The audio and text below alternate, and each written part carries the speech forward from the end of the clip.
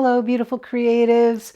I'm Linda Marcel, and this is my channel, Beginner's Mind, Art Mind, where we explore all things art and helping people to develop their own creative practice despite life's difficulties and stresses, be that chronic illness, chronic pain, just regular life stresses, grief, anything that you have going on in your life.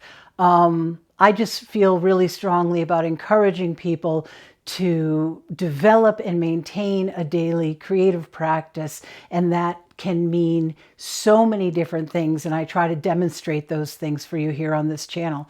So this week I have kind of a lot planned for this video. I'm thinking I might have too much planned for this video. I don't know if I'm going to be able to fit it all into one video in a reasonable amount of time. But what I'd like to do is I want to show you some master studies that I have done, some paintings that I have done that were inspired by paintings of other artists, but with a twist. What I tend to do is I tend to look at the paintings and then use the general composition and idea of the original artist, because it's probably a very well thought out composition and value scale, and there's so much I can learn from that. But then I always inevitably add my own style into it, so I change it up. Sometimes I change it up so much it's no longer recognizable as the original painting.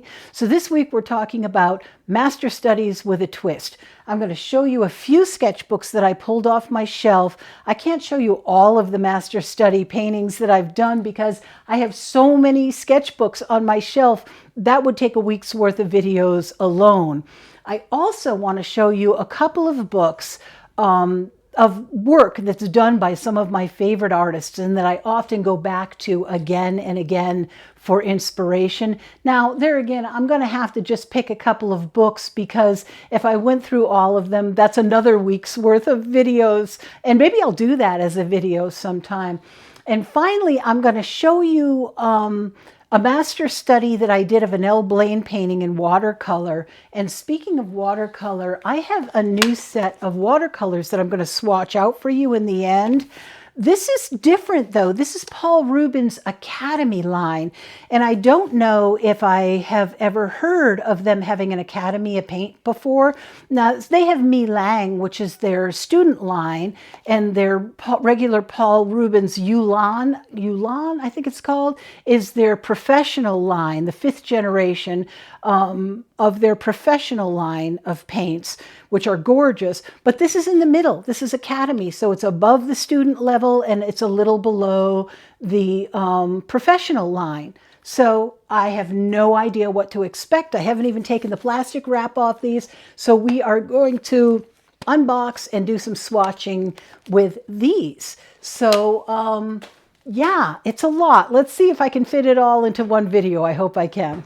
Okay, so let's see what I can pull down. Maybe only 3 books. I don't know. I'll try to limit myself. It's going to be hard, though. Definitely have to choose a Nell Blaine book.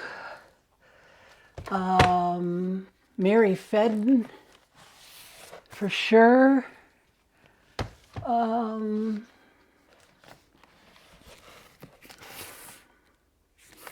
Jane Freilicher. I might have to pull 4 because I have to pull a Fairfield Porter book. So I'm going to bring these books over to my table and try to get it organized a little bit and dive in. Okay, so these are truly some of my all-time favorite books, and I do revisit these all the time. These are probably my most revisited books. There are other artists that I do a lot of master studies on. I just don't happen to have books on them. But when I flip through these art journals, I will show you some of the other artists that I really love doing master studies on.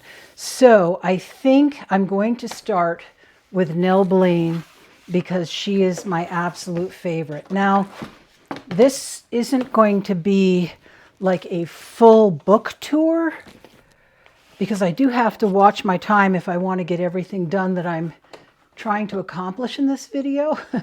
But I definitely want to give you a peek into some of the work of these artists so that when I go back and show you my sketchbooks, you will be able to see where I drew my inspiration from, and how I changed up paintings, if I did in fact change up paintings. So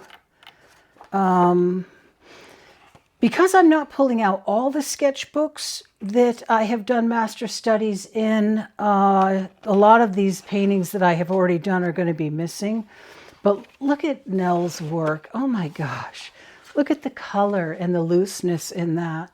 I just love that.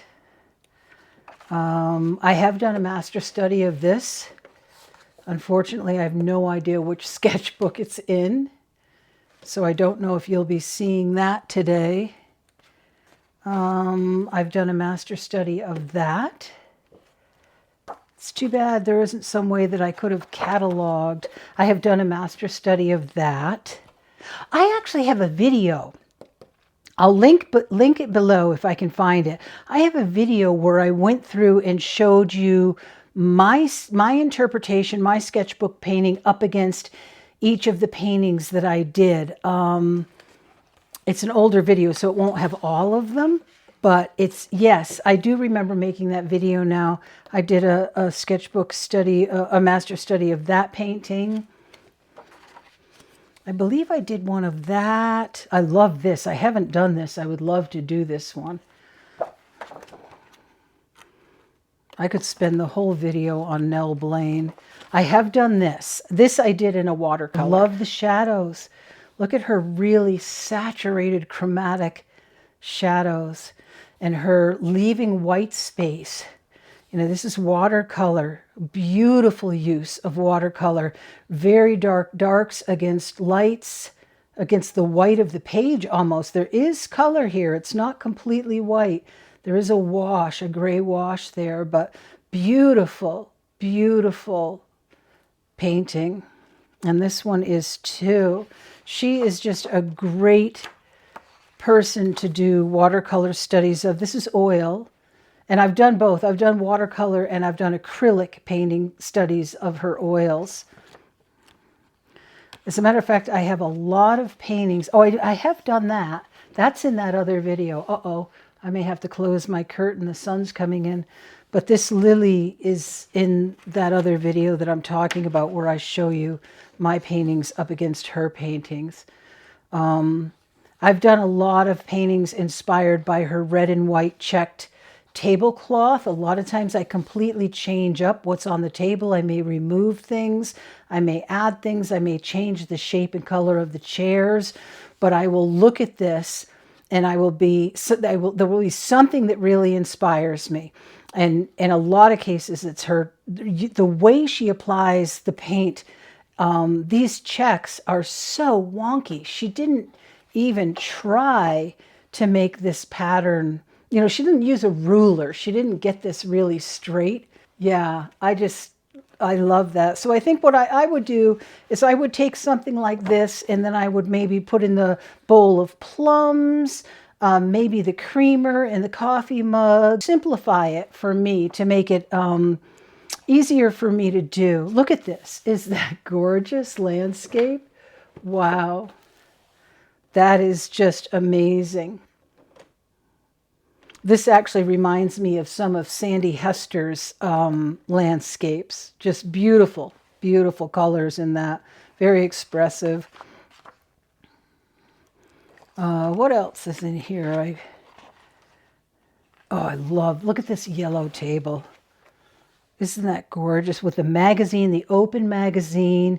I mean, so there is so much to learn by each item in her paintings that often what you might want to do is break them apart. So just do this cup. Look at this cup.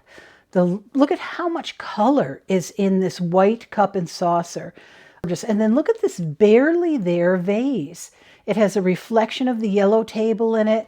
It has some, you know, brush marks that are, who knows what that is. That white one's probably supposed to be a highlight. This is probably another reflection of the table. Just do a study of that. Just break this down. You could learn so much by just doing a study. I mean, look at the face on this magazine. Just do the magazine on the yellow table. lovely, lovely way to study a person's work without jumping into the whole painting, which might feel a bit overwhelming. Especially if you're, struggling with fatigue or just starting out. Another landscape, it's very loose, love this. There's that red and white check pattern again. I did do a study of that. Looking through a window out onto a porch and then looking through the porch window out to the ocean. I did a master study of this too, this painting. Really lovely piece. Again, look at this. Look at these tulips, how she rendered these tulips. You could just take the vase of tulips. You could take the vase of tulips and then you could change it into blue and white ware, transfer ware. You could just have a white vase with those gorgeous blue markings. You can make it your own, but still be very heavily inspired by the artist's work. This is so gorgeous. I need to leave this book out. I need to paint this. Look at these marks, these crazy marks. I mean, what ends where and what begins where, This is just, look at that highlight, the way it's painted. It's just gorgeous. These daffodils are manic. They're so crazy. And this iris, is it a spider or is it an iris? It's just wonderful. So, okay, this one I did do a master study of, and I'm going to show you that one today. I will put links to all of the books and the watercolors below the video so that you can easily find them. I always do. Sometimes I forget to mention it, but I always put links below the videos. Okay, next, Mary Fedden. Again, I have done studies of Mary's work. I actually have done some studies of her work very recently that I have shown on my Instagram account. So this is Julian and Mary, and she painted this one in 1954, and then she went back in 1997 and did another version of it. And you can see what she changed. She put a scarf on her head. She changed her face. Oh, she completely changed the vegetable rack. The man is a different character. Looks much more like a fisherman, because this is Julian and Mary at Durham Wharf. So yeah. Wow, yeah. It's almost like this is more of a sketchbook. I'm not going to take the time to read the whole thing, but it's almost like this was more like a sketchbook study, and then she hashed it out into a full painting. I love her skewed perspective. Yeah, and with the mountains in the background, implying that there's a window and a drape here, and we're looking out at the view, or maybe we're out on a veranda. And there again, this one is 2003, Red Poppies. And this one is 2003, but it's a different painting. So different paintings. It's almost like she did her painting from a painting. And that is something Sandy Hester also talks about a lot. Look at this duck. Or it's a loon. I guess it's a loon. But with the babies on the back. How adorable is that? I got to do a painting of that. See, these are so inspiring. Look at this with the lion and the giraffe and the ostrich in the jungle. That is so awesome. Another still life, very flat, very little use of shadows, although there is some, but like this bowl is just almost floating because it isn't seated on the table with a shadow. Seaside paintings, little boats. These gulls are adorable. All right, I'm going to have to go quicker if I'm going to show you 2 more books. Any one of these would be wonderful to study. I love this. I have my brush, my palette knives and things are in this crow mug.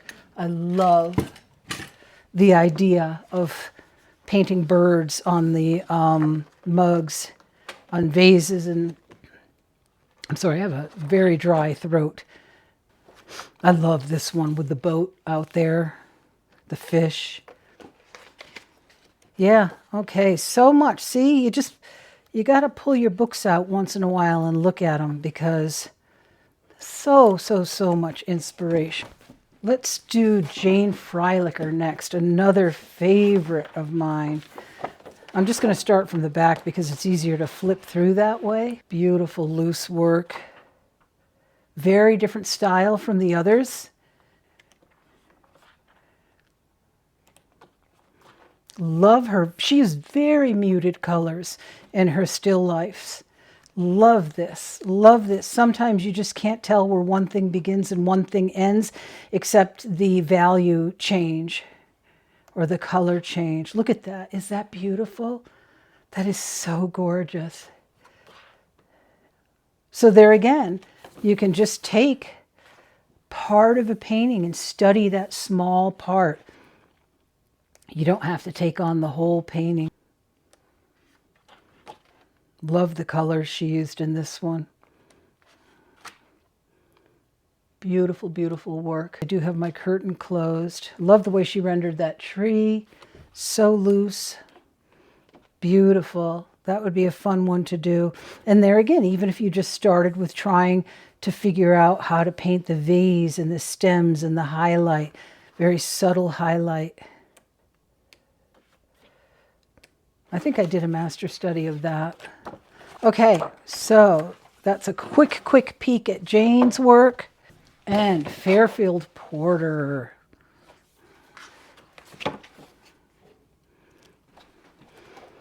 I just, I could probably do a study of every single one of his paintings and learn, just a piece of every one of his paintings and learn so much, so very much. Look at the way simple way he rendered that water in watercolor. And the value change in these dark branches brings you forward and allows the water to push back and give it some really good atmospheric perspective. Look at this one. I love this. It even takes your eye a minute to pick out that these are buildings and windows and that this is a barn. And these are people. It's just, wow. Look at that sky color. And these trees with the snow on them. This is so exciting to me. And again, you could take a small part of this. Look at this car. I almost missed the car on the road. Just take a small portion of this. Like I like this piece here. Like that. That would be really fun to do a study on. Love the way he did the sky holes. Just popped them right in there. Didn't try to blend or anything, just popped them in there with this brush. Big chunky brush marks for the sky holes. Look at those daffodils. So simple. Just a couple of brush strokes, yet they're absolutely read as daffodils. This is gorgeous watercolor. Wow. Absolutely gorgeous work with watercolor. So hard to get rid of the glare. That is beautiful. That's a gorgeous painting too. I would never have thought to have done the shadow lines on a house in yellow. Wow, I would have used a dark color, a purpley color, a grade sort of purple, but he did this in bright yellow. He didn't even try to dull this down into a believable shadow color, and it works. It works beautifully. And the complementary color, there's some purples, some muddied purples. Isn't that gorgeous? Wow. Absolutely see the brush marks. Just, phew, he just put that mark in and stepped away. He didn't touch it again. That highlight is just a mark. There's the angle, just one mark, and then one highlight on top of it. And how his brush marks are defining the shape of these apples and these flower petals. simple still life. Simple in that there's not a lot of elements in it, but you know, look at that one brush stroke. It's a polluted white. There's other colors in it, but it's one brush stroke. Oh, I love this. I'm putting a marker back in there. I want to do, see, there's so many I want to do in each book. It's good. I'm really glad I got these out. I'm really glad I got these out because I will use those new watercolors at some point to do a study from one of these gorgeous, beautiful oil on canvas. So gorgeous. I put one full-time, real-time demo up on Patreon, and I have another one filmed that I have to edit that I'll put up in the next week or two. And maybe if I do a demo with these new watercolors of a painting from one of these books, I'll put that up in Patreon too. And it's everything, right? He does figurative, he does portrait, he does still life. That would be really fun to do. And just because, okay, so if the artist did it in oil, obviously you could do it in acrylic, but you could still do it in watercolor. Don't like be intimidated if it's the original is an oil painting. Make it your own and do your own version by doing it in a different medium.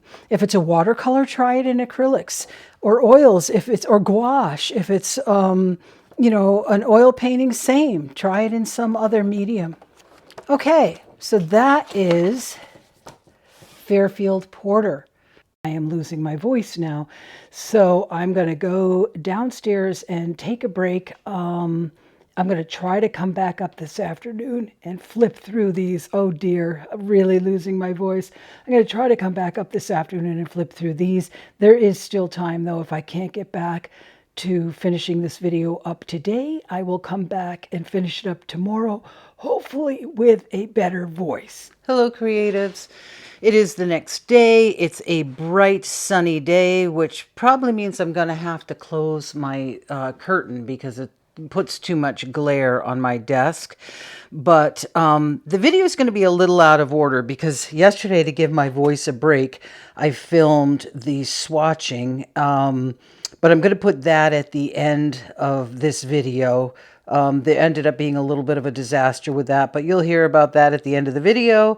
And I'm going to film this, these sketchbooks. I'm going to pick out some pages where I've done some master studies that I've sort of made my own.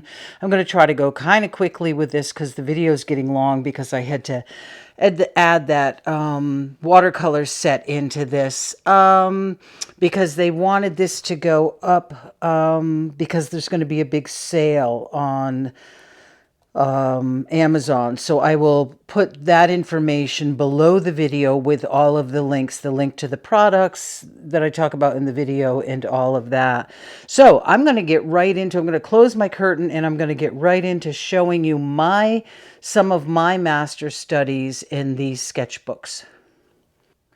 I think first I'm going to start out with showing you some of the master studies that I have done from artists, classic artists that I have found on Pinterest. Pinterest is such a great place for that. So this is my interpretation of an Yvonne Hitchens, Hitchens, Ivon is the first name. So beautiful, expressive landscapes that artist does. I love his work. I have a board on my Pinterest where I save classic artists' works. This actually, I do have this book. I just didn't pull it off and show it, but I do have a video demo on YouTube or Patreon. I don't remember if it's on YouTube or Patreon, where I did this David Hockney study. It's from a Yorkshire sketchbook. It's my master study with a twist. So, you know, I changed the tree line in the background. His tree line goes more in an angle and there's some flowering bushes here. I made my tree line go more across the horizon. I made my blues much more chromatic than his. He has a lot more gray in his painting than mine does.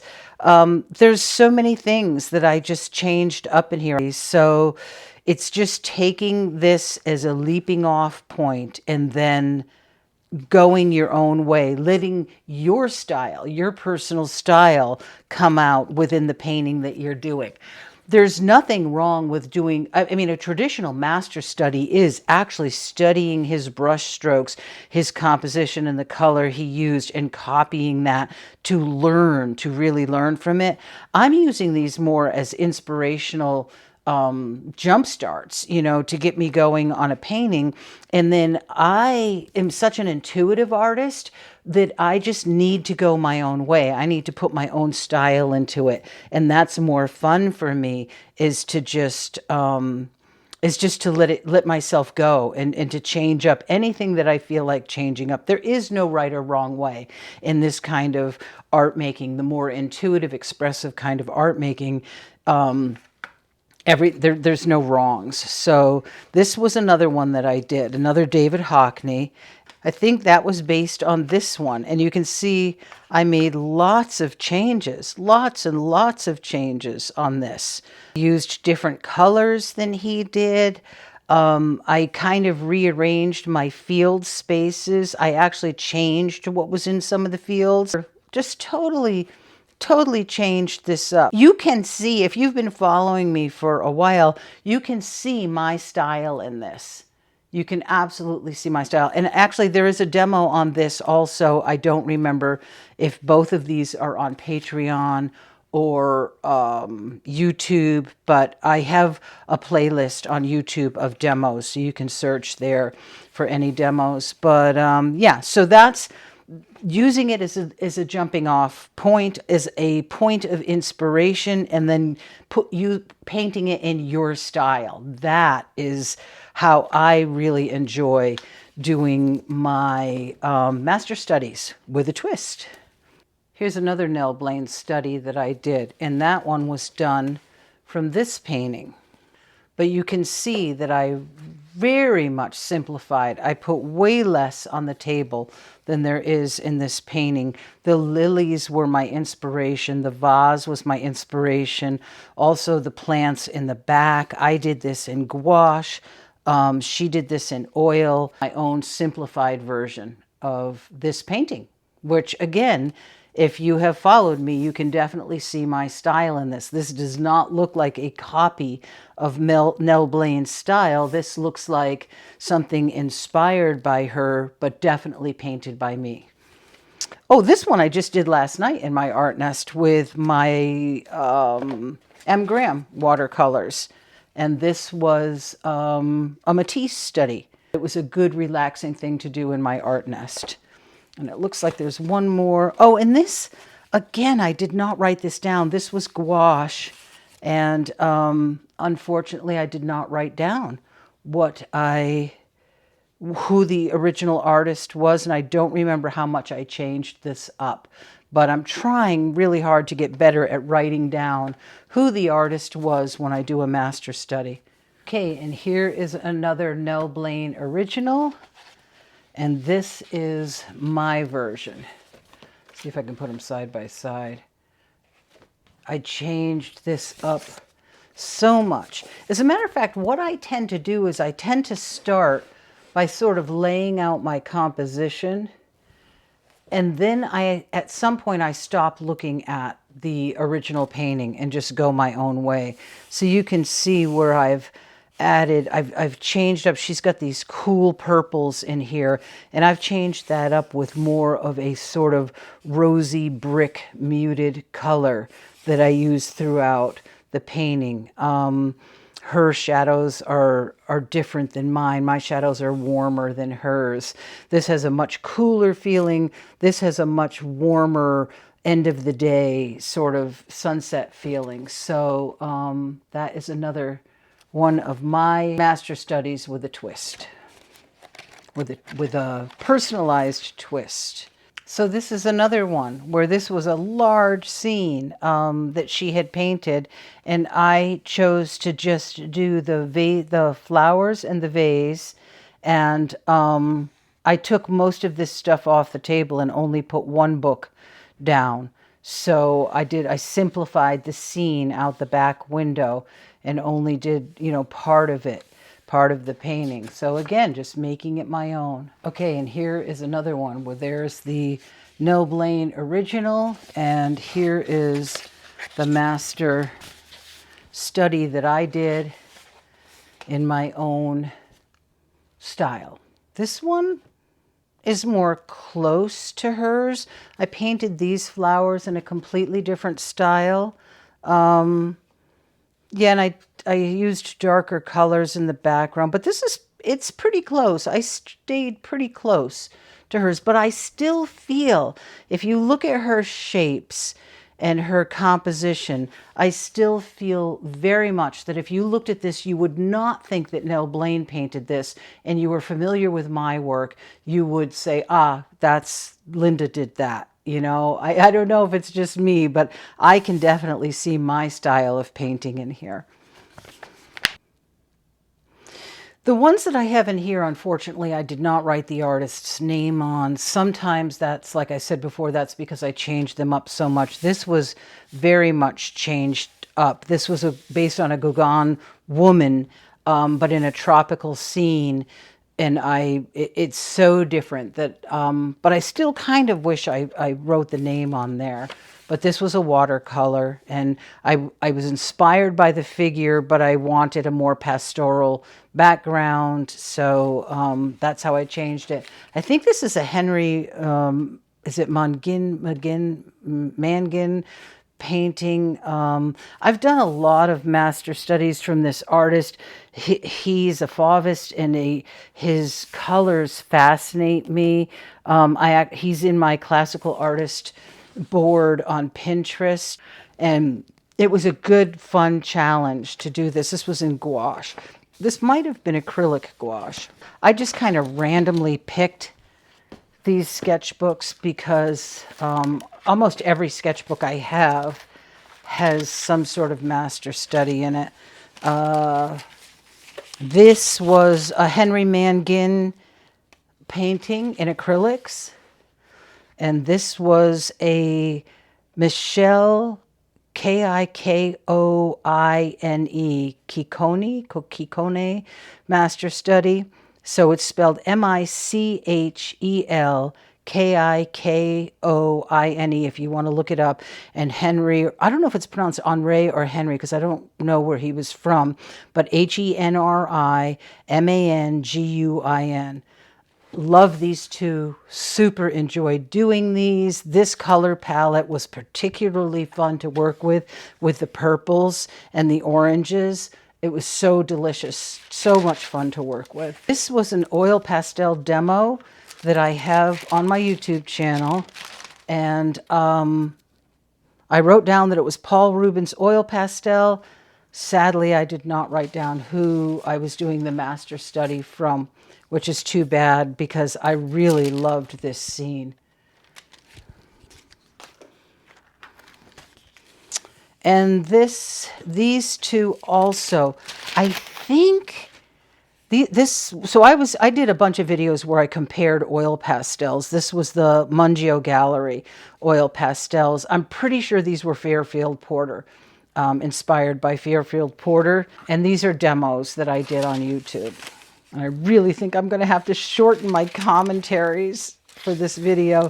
This one, this actually was not a master study, but this was, and this was after Ronald Ossery Dunlop. I loved doing this. His brush strokes were manic. They were so wonderful. And this was just absolutely so much fun to do. This one was inspired by Robert Joyner, and he's a contemporary artist. He has a YouTube channel. Highly recommend his YouTube channel. He paints so loosely, and he has gorgeous brush strokes. And if you like that style of painting, I think you would love his YouTube channel. And this one I did with System 3 heavy body acrylics, so I could get those juicy brush strokes. This was another one inspired by Henry Manguin. You can tell I love his work. There is no cottage in his, and this is the twist. This is what I mean by making it your own. I just, for some reason, halfway through the painting, I thought, oh, I need to put a little cabin there. And so I did. Love these trees. System 3 heavy body acrylics. These are my most recent. This was after Mary Fedden, and this was a Matisse study. So this one I had on my classic artists board on Pinterest. And this one, the twist was that I changed it up into Alana. This was a very dark gray, almost black dog under the table. And I decided to make it my sweet Alana under the table. So that was my twist in that one. This one, her format was more square. And so this arrangement was completely different, really. It was much more spread out. But in order to fit it into this little rectangle, I needed to redo the whole composition within here. So that was my twist on that one. This is a Nell Blaine study. Let me see if I can find the original. Okay, here is Nell Blaine's original. And then that is my take on it. I can't really show you both at the same time because it's such a large painting, but this was my version of it. This was so much fun to paint. It's like the more that you put the brush strokes down, the more you learn about the artist. I can't tell you how much I enjoyed doing this painting. And after I posted it, I tagged Nell Blaine's name in it. And a person who was a friend of hers when she was still alive contacted me and said that he had seen the painting. He said that Nell would have loved the painting. And he said that this, I forget what he said her name was, but this model, he said, is actually still alive. Okay, this is Nell Blaine's version. I think I stuck fairly close to her painting in this. So this one was maybe more of a true study, but I did do it in watercolor, and it was a challenge for me in watercolor. It really was, because you can't correct your mistakes. You just keep going. And this is, like I said, a more traditional master study where I was really sticking fairly closely to the original painting. All right, guys, I really hope that you enjoyed the books that I showed and looking through the sketchbooks. I hope that you'll be inspired to look into some artists and maybe start your own Pinterest board and make some master studies with a twist. Do your own thing and personalize your master studies. Learn from the original and take what you can from that, and then put your own twist on it. Make it your own so that the essence of you is in the work. I'm going to film the swatching. This is the swatching I did on the Paul Rubens floral set. So I'm going to see if there's a swatch card in here and fill this out. Okay, I am really hoping that this palette looks like the box. 24 colors. Ah, it does. Oh, isn't that gorgeous? Oh, wow. Wow. Oh, that is so gorgeous. I love that. Wow, not a scratch on it either. It's in perfect condition. Really clean finish. Oh, there's unwrapping to do. There's a pamphlet with it.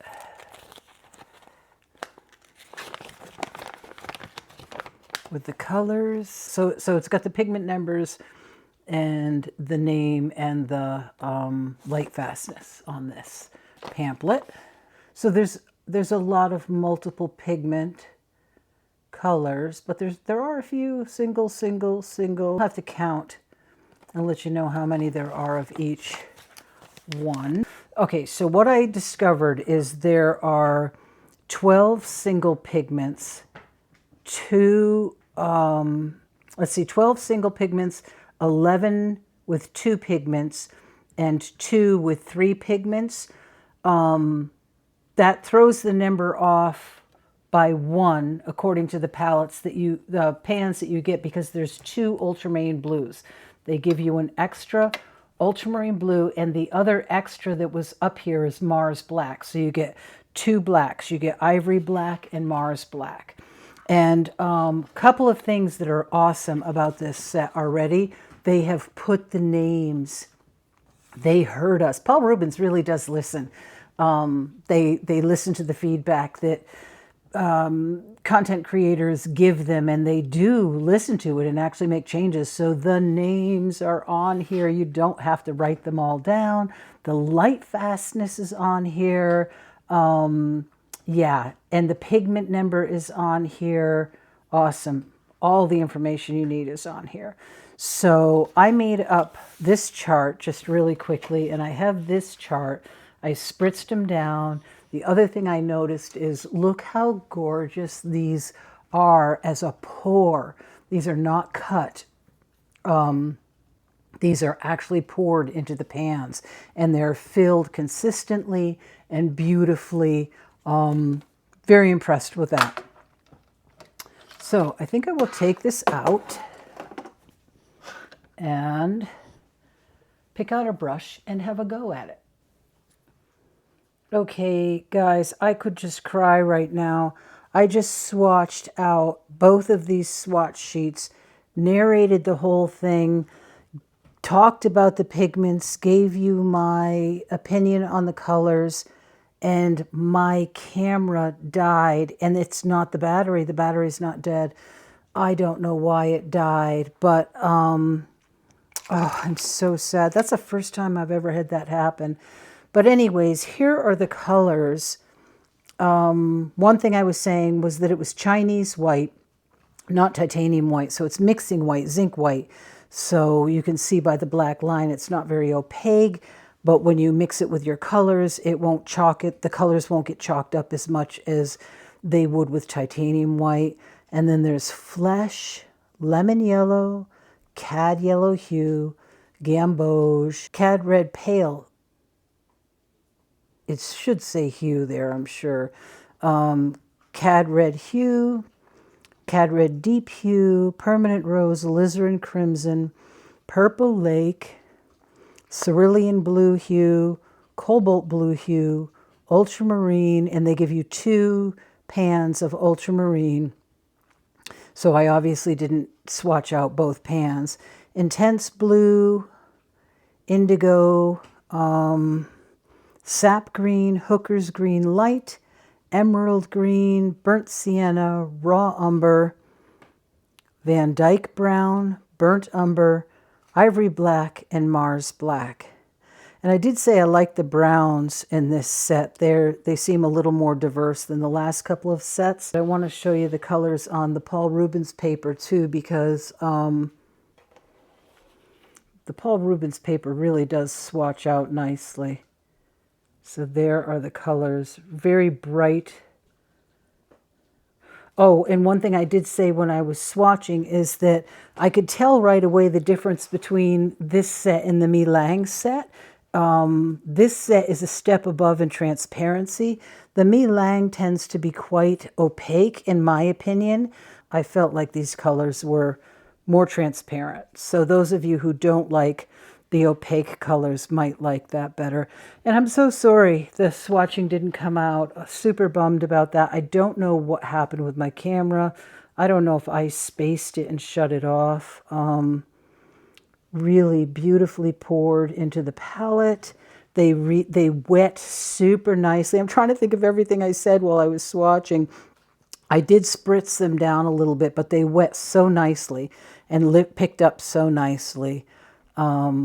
Yeah, I did enjoy working with them. Okay, guys, I really hope that you enjoyed this video. I know it might have got a little discombobulated. Hopefully I pulled it all together in the editing by the time you see this. Again, sorry that the swatching bit went the way it did, but in the end you got to see the paints, and I will show them again. So yes, I hope you enjoyed the video. If you did, please give it a thumbs up. I know we all ask that, but it's so important. And subscribe if you'd like to see more of my videos. An incredibly high amount of viewers are not subscribed to the majority of YouTube videos that they watch, and it's a super easy way to support us as creators. Video making's hard work, so we appreciate your support. I hope you guys do dive in to some of your favorite artists and set up some Pinterest boards and use classic paintings as a jumping off point for your own work, and then put your own personal essence into those paintings. You know, use that idea of a master study with a twist to sort of make it your own. Okay, guys, have a great creative week, and I hope you have fun with this. Thanks for watching. Bye for now.